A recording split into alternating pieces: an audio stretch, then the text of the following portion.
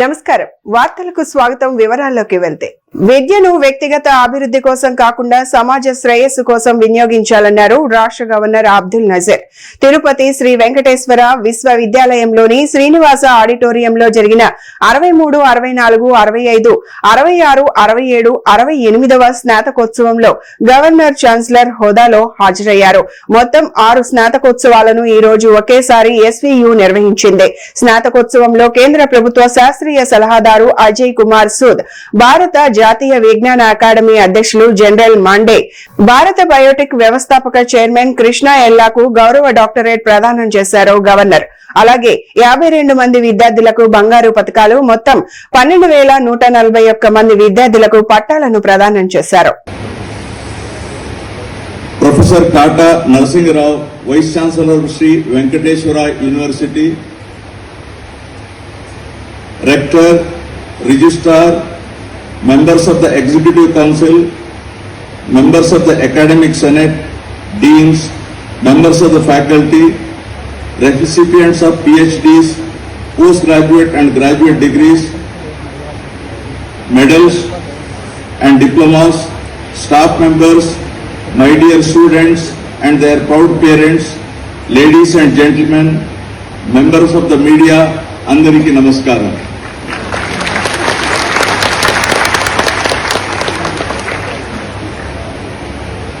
I know it's a bit warm at the center row, I know that also. Because fans are concentrated only on the side rows, a sort of discrimination. I am from a legal background, sir. I am used to familiar to this phrases, discrimination, arbitrary, etc. Anyway, you have to, at 10-12 minutes, that's all, right? Not more than that. I deem it a privilege and honor to preside over the 63rd to 68th combined annual convocation of Sri Venkateswara University, Tirupati, one of the premier citadels of higher education and research in India since its establishment in 1954. As rightly said, this is the second biggest university in our state.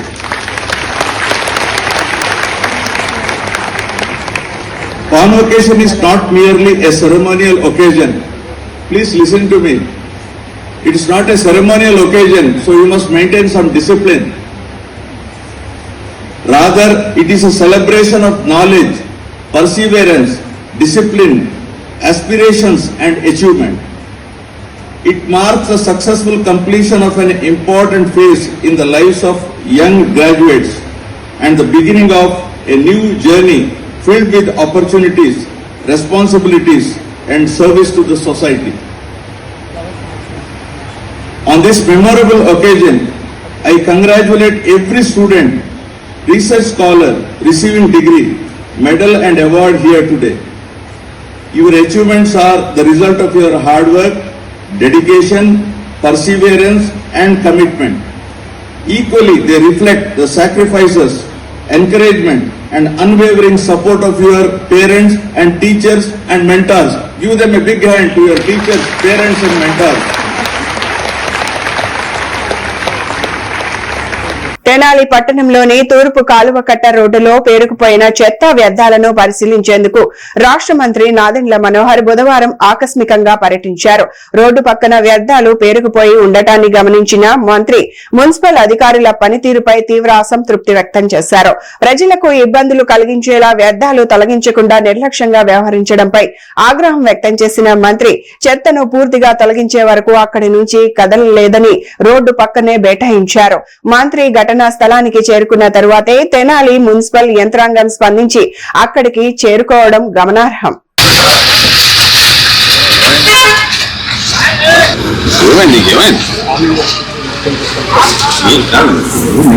బాధ్యత ఉంది, ఏం చేశారు మీరు? 48 గంటల తర్వాత మళ్ళీ నేను వస్తే సేమ్ అదే పరిస్థితి. పట్టించుకోరా అసలు అవన్నీ నువ్వు లిఫ్ట్ చేయడం? అది టెండర్ పిలుస్తాను, ఇంజనీరింగ్ ఏం టెండర్ పిలుస్తారు? లిఫ్ట్ చేయండి అని పిలుస్తారా? మాట్లాడాను సార్. ఎవరు చెప్పారు టెండర్ పిలవాలని దాన్ని లిఫ్ట్ చేయడానికి? మన ఓన్ రిసోర్సెస్ తోటి మన ట్రాక్టర్లు మన జేసీబీతో మనం లిఫ్ట్ చేస్తున్నారు. దాని టెండర్ ఏంటి దానికి? ఎట్లా ఎక్కడైనా విన్నామా ఇది?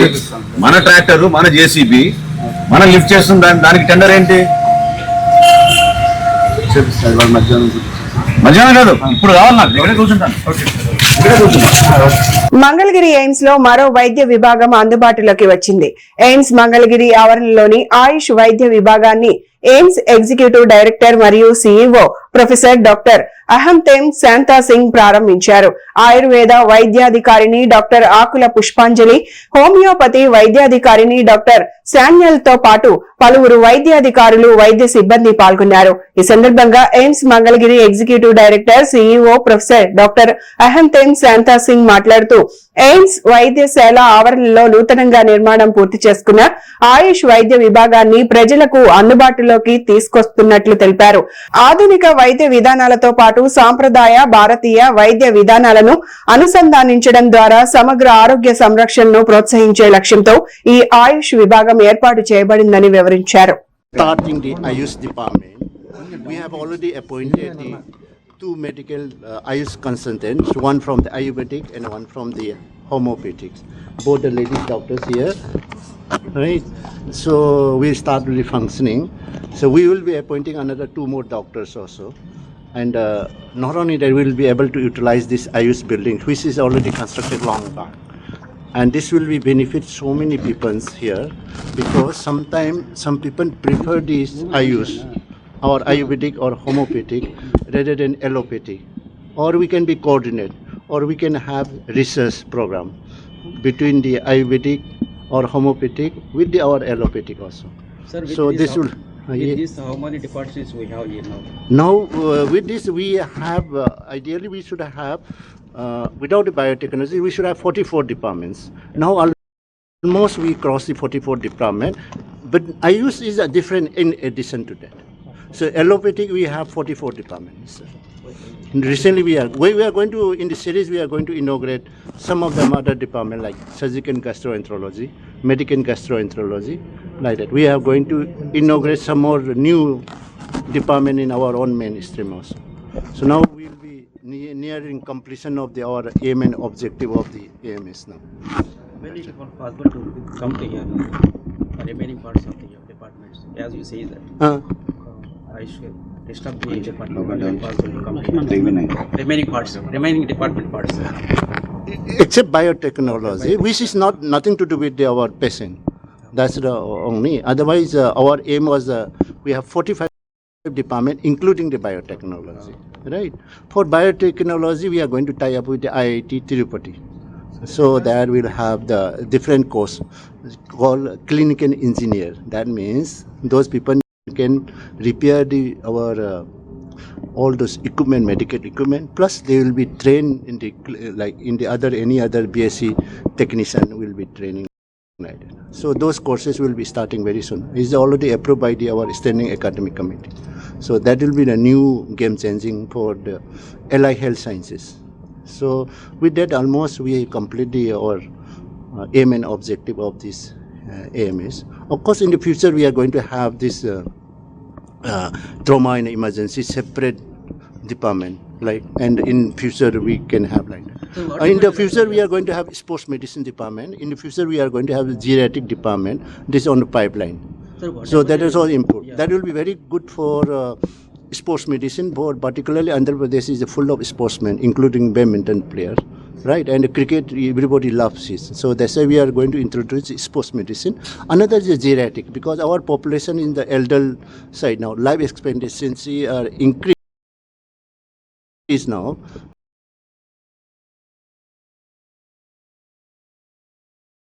So we wanted to have more of the geriatric type of medicine also. Right? Those are the new things we are planning to introduce in the future. Sir, what about the drama there? Because of the most of the activities are there. Yes, we our Andhra Pradesh state government is very nice, and they are planning to give the 10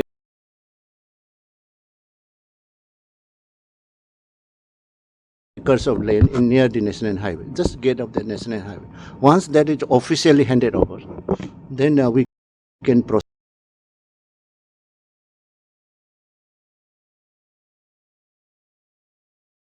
For that, that's it. How many services? 40 bed, 960 bed in that category. That in that category, we supposed to have the 45 departments, including the biotechnology, and that we have already have 44 now. And I used to, in addition to that, So right? it is We a are going to. Good sign to some.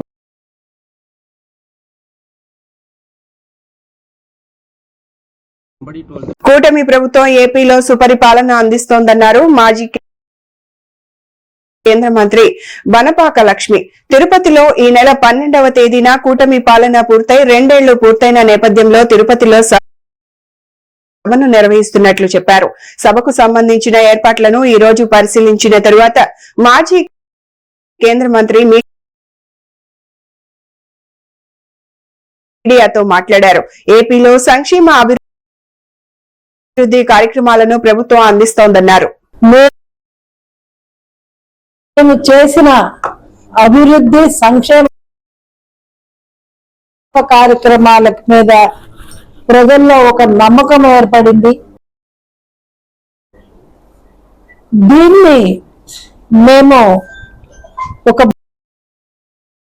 బహిరంగ సభ ద్వారా ప్రజలను కలుసుకునే విధంగా, beneficiaries ని కలుసుకునే విధంగా రేపు 12వ తారీఖున రాష్ట్ర స్థాయిలో మీటింగ్ ని చంద్రగిరి నియోజకవర్గంలో పెట్టాలని చెప్పని మా ముఖ్యమంత్రి చంద్రబాబు నాయుడు గారు నిర్ణయించడం జరిగింది.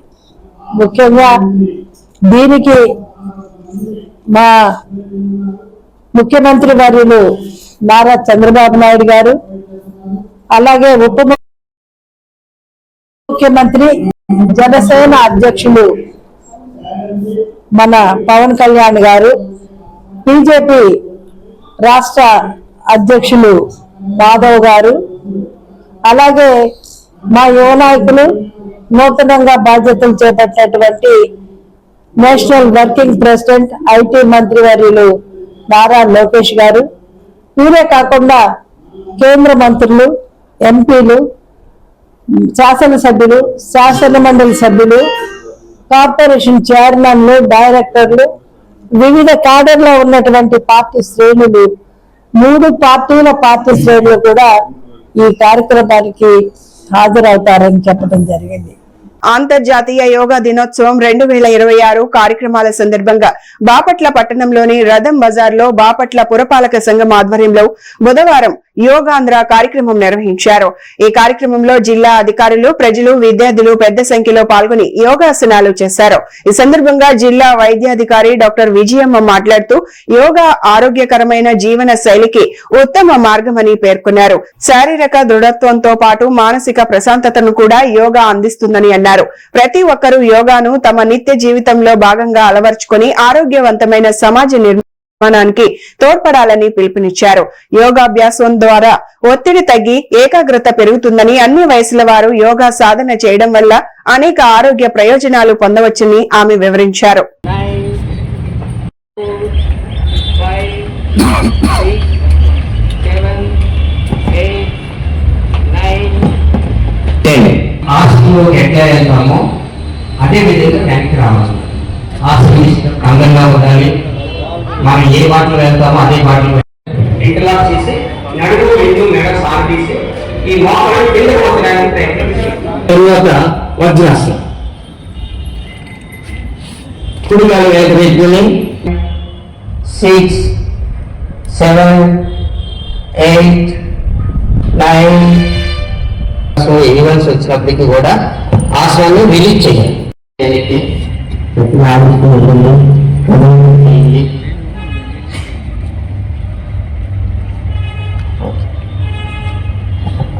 ఉత్తాన మండుకాసనం పెట్టి ఇట్లా నడాన్ని సాగదీయాలి.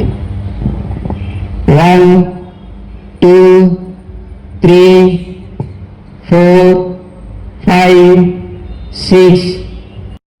4, 5, 6, 9, 10. గాలి విడిచిపెట్టు కిందకి వచ్చింది. మీరు చక్కగా రిలాక్స్ అవ్వచ్చు.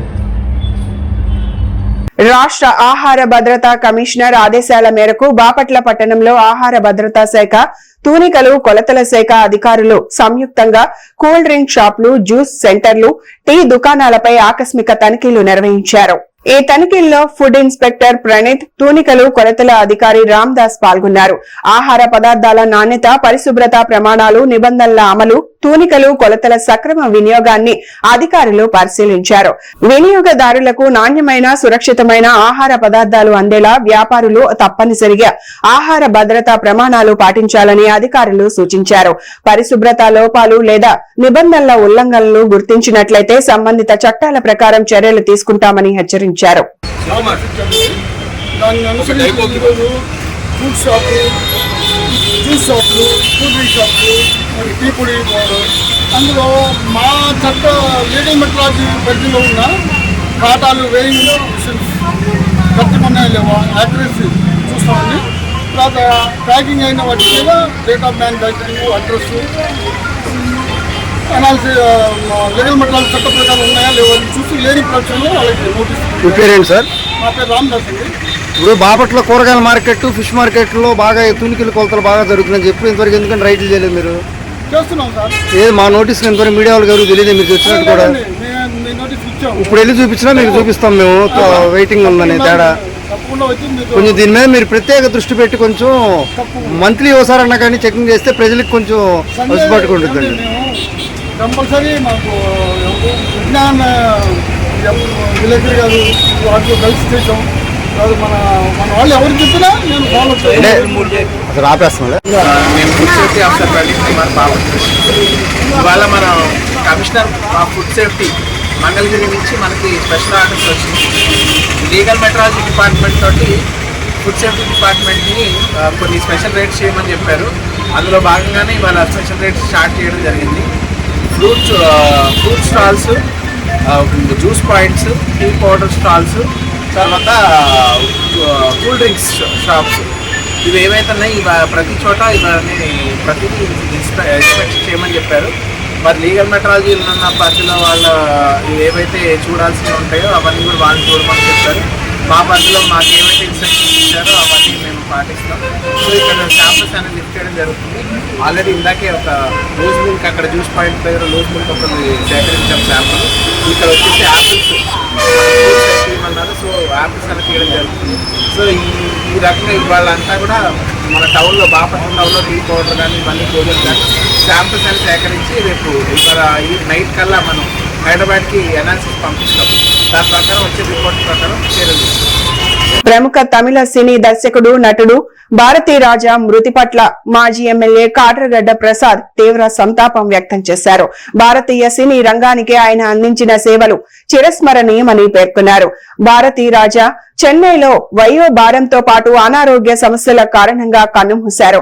ఈ సందర్భంగా కాట్రగడ్డ ప్రసాద్ మాట్లాడుతూ గ్రామీణ జీవితాన్ని వెండితెరపై సహజత్వంతో ఆవిష్కరించిన గొప్ప దర్శకుల్లో భారతీ రాజా ఒకరని అన్నారు. తన చిత్రాల ద్వారా భారతీయ సినీ రంగంలో ప్రత్యేక ముద్ర వేశారని కొనియాడారు. భారతీ రాజా మరణం సినీ పరిశ్రమకు తీరని లోటని పేర్కొంటూ ఆయన కుటుంబ సభ్యులకు ప్రగాఢ సానుభూతి తెలిపారు. భారతీ రాజా ఆత్మకు శాంతి చేకూరాలని ప్రార్థిస్తూ నివాళులు అర్పించారు. ఈరోజు భారతీయ చలనచిత్ర చరిత్రలో ఒక నల్లటి రోజు. కారణం ప్రముఖ దర్శకుడు, దర్శక ధీరుడు భారతీ రాజా మరణం చాలా దిగ్భ్రాంతిని గురి చేసింది. సౌత్ ఇండియన్ ఫిలిం ఇండస్ట్రీలో ఒక లెజెండ్. ఎంతోమంది హీరోల్ని, హీరోయిన్ని సినీ పరిశ్రమకి పరిచయం చేసి వారిని ఎంతో ఉన్నత స్థాయికి తీసుకొచ్చిన దర్శక దిగ్గజం. అటువంటి దర్శకుడు భారతీ రాజా గారి మరణం నన్ను ఎంతో కలిచివేసింది. వారితో నా ప్రయాణం, నేను సౌత్ ఇండియన్ ఫిలిం ఛాంబర్లో సెక్రటరీగా కానీ ప్రెసిడెంట్గా కానీ ఉన్న దాదాపు 15 సంవత్సరాల కాలంలో ఆయనతో ఎన్నో మీటింగుల్లో, ఎన్నో డిస్ప్యూట్ మీటింగుల్లో అటెండ్ అయ్యి సానుకూలంగా ఆయన చెప్పే సలహాలు పాటించి ఆయన మాట అంటే విధంగా ఈయన ఇండస్ట్రీ అందరూ ఎన్నో సమస్యలను పరిష్కరించడానికి ఆయన ముందుకొచ్చిన దర్శక ధీరుడు, నిర్మాత, నటుడు. ఈ మధ్యకాలంలో ఎన్నో క్యారెక్టర్ వేషాలు వేసి అవార్డులు తీసుకున్న నట చక్రవర్తి. ఆయన గురించి ఎన్నెన్నో చెప్పచ్చు. ఆయన ఎంతోమంది హీరోయిన్ని పరిచయం చేశాడు, హీరోయిన్లు పరిచయం చేశాడు. ప్రస్తుతం ఉన్న హీరోయిన్లు ఆర్ అక్షరంతో ఉన్న ప్రతి హీరోయిన్ ఆయన పరిచయం చేసిన వాళ్ళే.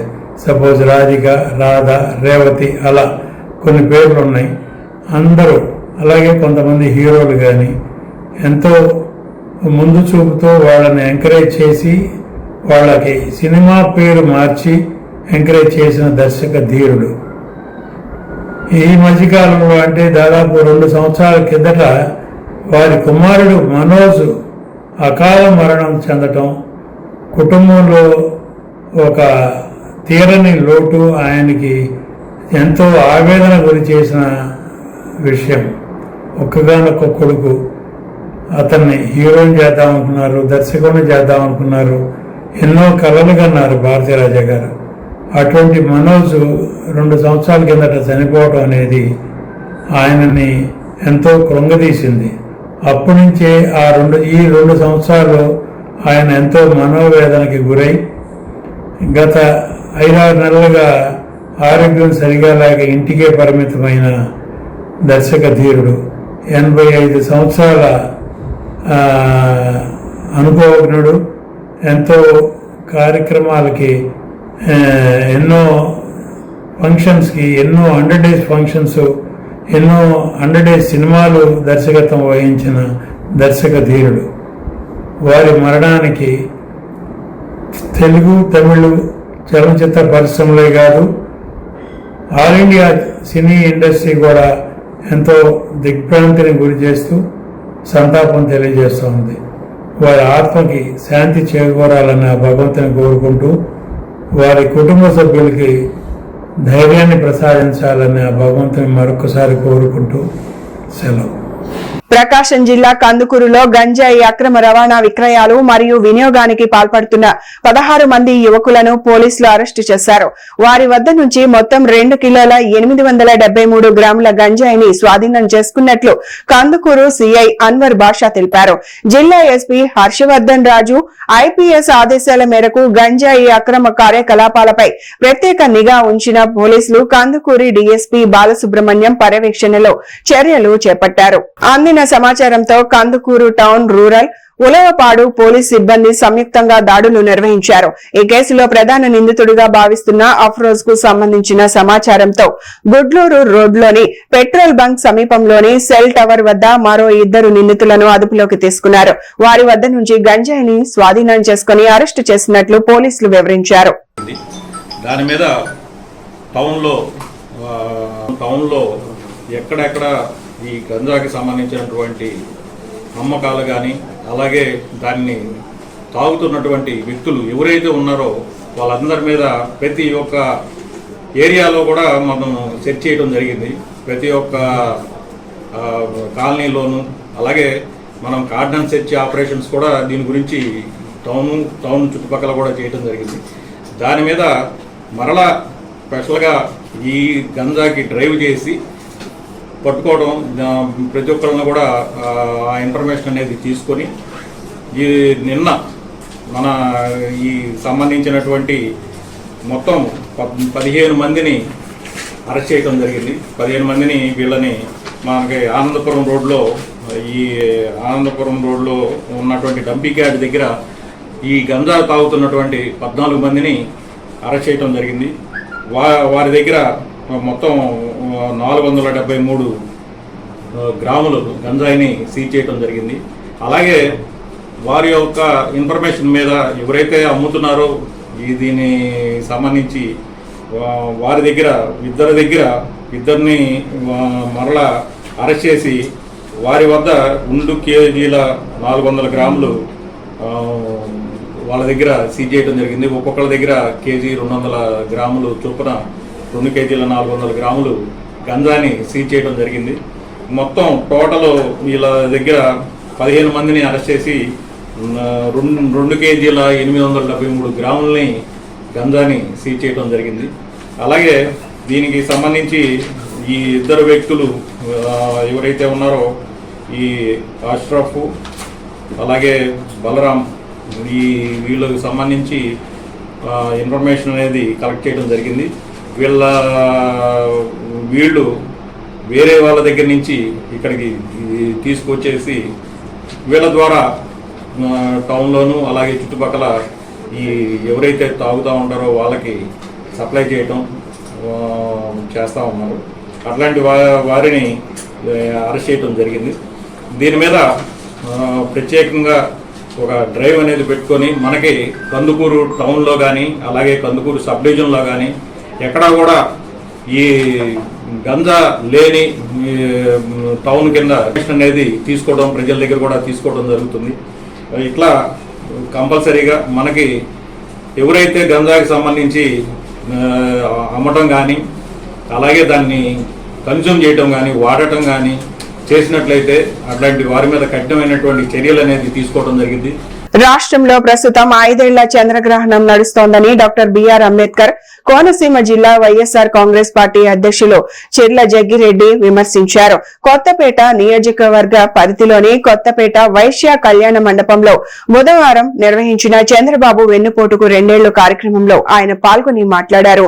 ఈ కార్యక్రమానికి ముఖ్య అతిథులుగా మాజీ మంత్రి గొల్లపల్లి సూర్యారావు, కొత్తపేట నియోజకవర్గ పరిశీలకులు పాటి శివకుమార్ హాజరయ్యారు. ఈ కార్యక్రమంలో భాగంగా పార్టీ ముఖ్య నాయకులు కార్యకర్తలతో కలిసి చిర్ల జగ్గిరెడ్డి రౌండ్ టేబుల్ సమావేశం నిర్వహించారు. అనంతరం నల్ల బెలూన్లు ఎగరవేసి నిరసన వ్యక్తం చేశారు.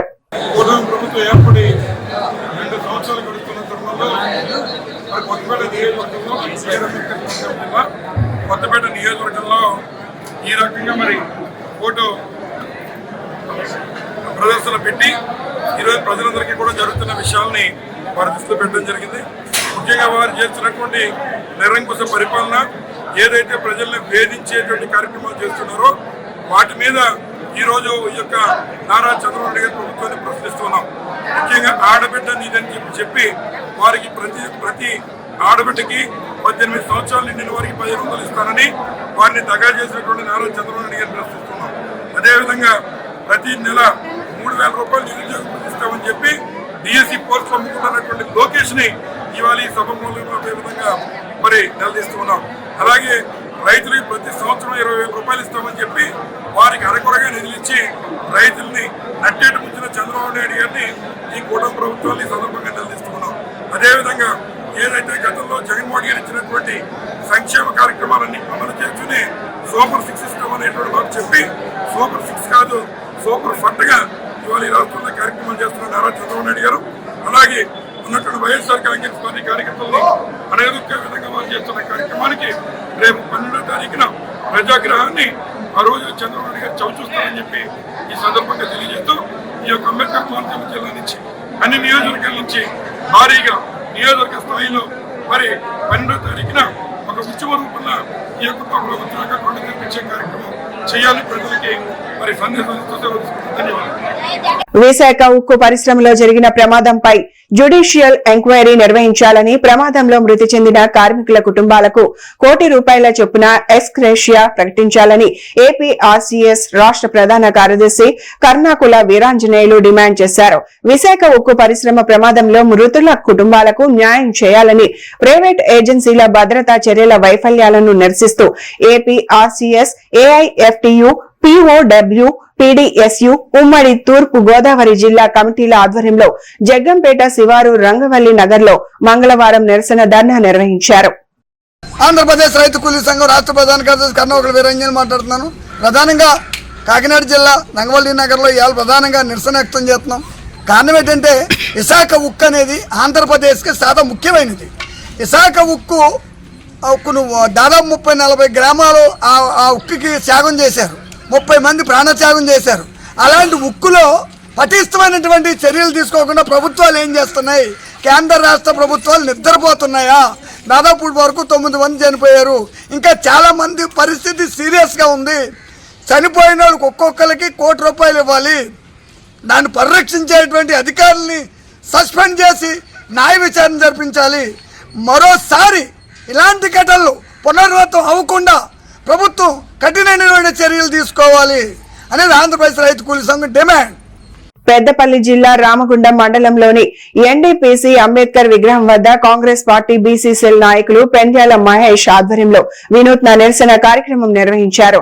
మంతని మాజీ ఎమ్మెల్యే పుట్టా మధు ఇటీవల చేసిన వ్యాఖ్యలను నిరసిస్తూ భారత రాజ్యాంగానికి పాలాభిషేకం చేశారు. ఈ సందర్భంగా పెండ్యాల మహేష్ మాట్లాడుతూ హత్య కేసులో ఆరోపణలు ఎదుర్కొంటున్న పుట్టా మధు రాజ్యాంగాన్ని చేతిలో పెట్టుకుని రోడ్డుపై హంగామా చేయడం సిగ్గుచేటని విమర్శించారు.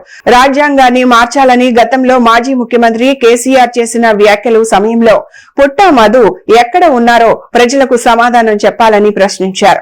న్యాయవాదుల దంపతుల హత్యలో ఆరోపణలు ఎదుర్కొంటున్నటువంటి ఒక క్రిమినల్ రక్తసిక్తమైనటువంటి నీ చేతులతో భారత రాజ్యాంగాన్ని పట్టుకొని నీతులా అరే ఓ పుట్టమధు ఆపరా నీ ఏతులు మాకు రావా బూతులు అని చెప్పి ఇవాళ కాంగ్రెస్ పార్టీ శ్రేణులు కదం దొక్కి ఇవాళ కాంగ్రెస్ పార్టీ అగ్రనేత రాహుల్ గాంధీ గారి పైన అదేవిధంగా మన ప్రియతమ నాయకులు ఈ ప్రాంతంలో అభివృద్ధి కోసం అహర్నిశలు పనిచేస్తున్నటువంటి శ్రీధర్ బాబు గారి పైన అదేవిధంగా పోలీస్ అధికారుల పైన ఒక రౌడీ ఒక గుండా ఇష్టానుసారం మాట్లాడినటువంటి వాక్యాలను కాంగ్రెస్ పార్టీ పక్షాన తీవ్రంగా ఖండిస్తూ మేము సూటిగా ఇవాళ పుట్టమధును ప్రశ్నిస్తా ఉన్నాం. ఇవాళ శ్రీధర్ బాబు గారిని ఉద్దేశించి 3 ఓట్లు ఉన్నటువంటి వ్యక్తి అని చెప్పి అడుగుతున్నావు కదా, నువ్వు దొరల మోచేతి నీళ్లకు అలవాటు పడి దొరల గడీల దగ్గర కాపర కాసే ఓ కుక్క ఇవాళ కేసీఆర్ కు ఉన్నటువంటి ఓట్లన్నీ ఇవాళ కేసీఆర్ వర్గానికి ఉన్నటువంటి ఓట్లన్నీ ఇవాళ నువ్వు దొర మోచేతి నీళ్లు దాకి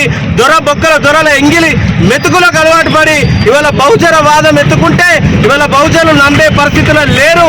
ఇవాళ బహుజనుల కోసం భారతదేశాన్ని ఏకతాటి మీదకి తీసుకురావడం కోసం భారత్ జోడో యాత్ర చేసినటువంటి ఇవాళ రాహుల్ గాంధీ గారిని పట్టుకొని ఇవాళ భారత రాజ్యాంగాన్ని చేతిలో పట్టుకొని అడుగుతా ఉన్నాం. నేను సూటిగా ప్రశ్నిస్తా ఉన్నాం. భారత రాజ్యాంగం మార్చాలని చెప్పి కల్వకుంట్ల చంద్రశేఖరరావు మాట్లాడినప్పుడు ఏ బొక్కలో పడుకున్నామని చెప్పి నేను సూటిగా ప్రశ్నిస్తా ఉన్నాం. ఇవాళ నిన్న మంతనిలో ఇవాళ పూదరి సత్యనారాయణ అనేటువంటి వ్యక్తి మీద 2020 సంవత్సరంలో 2022 సంవత్సరంలో మీ ప్రభుత్వం ఉన్నప్పుడే కేసులు నమోదైనాయి. నిన్న ఒక వ్యక్తి వాళ్ళ వ్యక్తిగత జీవితానికి సంబంధించి సోషల్ మీడియాలో నువ్వు ప్రచారం చేయడం ద్వారా ఒక వ్యక్తి ఆత్మహత్యకు గురి అయితే దాని పట్ల అబెట్మెంట్ ఆఫ్ సూసైడ్ కింద కేసు నమోదు చేసి అరెస్ట్ చేస్తే అదేదో జరగరాని తప్పిదం జరిగినట్టు ఒక ప్రొఫెసర్ను లేకపోతే ఒక సామాజికవేత్తను అరెస్ట్ చేసినట్టు నిన్న రోడ్ల మీదకి వచ్చి నానా యాగి చేసినటువంటి పుట్టమధును మేము హెచ్చరిస్తా ఉన్నాం. ఇవాళ చట్టం తన పని తాను చేసుకుంటా పోతుంది. ఇవాళ శ్రీధర్ బాబు గారి పట్ల వాళ్ళ సోదరుడు శ్రీబాబు గారి పట్ల అదేవిధంగా వారి సతీమణి పట్ల కూడా తీవ్ర వ్యాఖ్యలు చేశారు. ఇవాళ వారి సతీమణి సివిల్స్ ఎగ్జామ్స్ రాసి ఒక ఐఏఎస్ ఉద్యోగం ఉన్నత స్థాయిలో ఉన్నటువంటి వ్యక్తి పట్ల ఒక రౌడీవి ఒక గూండావి ఒక మోసకారివి ఒక 420వి ఒక మర్డరిస్ట్వి ఇవాళ న్యాయవాదుల హత్యలో ఆరోపణలు ఎదుర్కొంటున్నటువంటి వ్యక్తివి నువ్వు. ఇవాళ 10 సంవత్సరాల కాలంలో నీ హయాంలో మంతని మధుకర్ హత్య కానీ శ్రీలం రంగయ్య లాకప్ డెత్ కానీ ఏ విషయంలో నువ్వు చర్చకు వస్తావోరా మేము బహిరంగ సవాల్ విసురుతా ఉన్నాం. దమ్ముంటే చర్చకురా. మీ 10 సంవత్సరాల హయాంలో ఏ విధమైనటువంటి హత్యలు జరిగినాయి మంతనిలో? ఇవాళ కాంగ్రెస్ పార్టీ ప్రభుత్వంలో ఏ రకమైన అభివృద్ధి జరుగుతూ ఉన్నది? ఏ రకంగా ప్రజాస్వామ్యాన్ని కాపాడుతూ ఉన్నామని ఇవాళ నిన్ను ప్రశ్నిస్తా ఉన్నాం. పిచ్చి పిచ్చి మాటలు మాట్లాడి నోటికి ఏదొస్తుంది మాట్లాడితే కాంగ్రెస్ పార్టీ శ్రేణులు నడి రోడ్డు మీద నీ బట్టలు చేయడానికి సిద్ధంగా ఉన్నారు. ఇవాళ శ్రీధర్ బాబు గారి పట్ల మాట్లాడిన వాక్యాలను వెనక్కి తీసుకోవాలి. అదేవిధంగా సిపి గారి మీద అంబర్ కిషోర్ జా గారి మీద ఉద్దేశించి మాట్లాడారు. ఇవాళ ఐపీఎస్ అంటే అర్థం తెలియనటువంటి వ్యక్తిని నీకున్నటువంటి చదువుతోటి కనీసం హోం గారు కూడా సాధించలేని ఒక చదువు రాని దద్దమ్మ నువ్వు. ఇవాళ ఒక బీసీ బిడ్డ ఏసీపీ రమేష్ గారు అదేవిధంగా సిఐ ఒక బీసీ బిడ్డ ఇవాళ బహుజనవాదం గురించి మాట్లాడే నువ్వు బీసీ బిడ్డల పట్ల మాట్లాడుతున్న వాక్యాలు ఇవాళ దొర దగ్గర నేర్చుకున్న అహంకారానికి నిదర్శనం. రేపు రాబోయే రోజుల ప్రజాక్షేత్రంలో ప్రజలే కాదు కాంగ్రెస్ పార్టీ శ్రేణులు తప్పకుండా నీకు బుద్ధి చెప్తారని చెప్పి హెచ్చరిస్తా ఉన్నాం. ఖబర్దార్ పుట్టమధు. అమరావతి పరేడ్ గ్రౌండ్స్ లో జూన్ 21న నిర్వహించనున్న రాష్ట్ర స్థాయి యోగా కార్యక్రమాన్ని విజయవంతం చేసేందుకు అన్ని శాఖల అధికారులు సమన్వయంతో పనిచేసి ఏర్పాట్లు పూర్తి చేయాలని జిల్లా కలెక్టర్ సీఎం సాయికాంత్ వర్మ ఆదేశించారు. రాష్ట్ర ప్రభుత్వం ప్రతిష్టాత్మకంగా నిర్వహిస్తున్న ఈ కార్యక్రమంలో ముఖ్యమంత్రి నారా చంద్రబాబు నాయుడు, ప్రముఖ యోగా గురువు బాబా రామ్ దేవ్ తో పాటు మంత్రులు, ప్రజాప్రతినిధులు, ఉన్నతాధికారులు అధికారులు, యోగా సాధకులు పెద్ద సంఖ్యలో ప్రజలు పాల్గొననున్న నేపథ్యంలో కలెక్టరేట్లోని వీసీ హాల్లో సంబంధిత శాఖల అధికారులతో కలెక్టర్ సమీక్షా సమావేశం నిర్వహించారు. ఈ సందర్భంగా కలెక్టర్ మాట్లాడుతూ యోగా అనేది భారతదేశం ప్రపంచానికి అందించిన అపూర్వమైన ఆధ్యాత్మిక ఆరోగ్య సంపద అని పేర్కొన్నారు.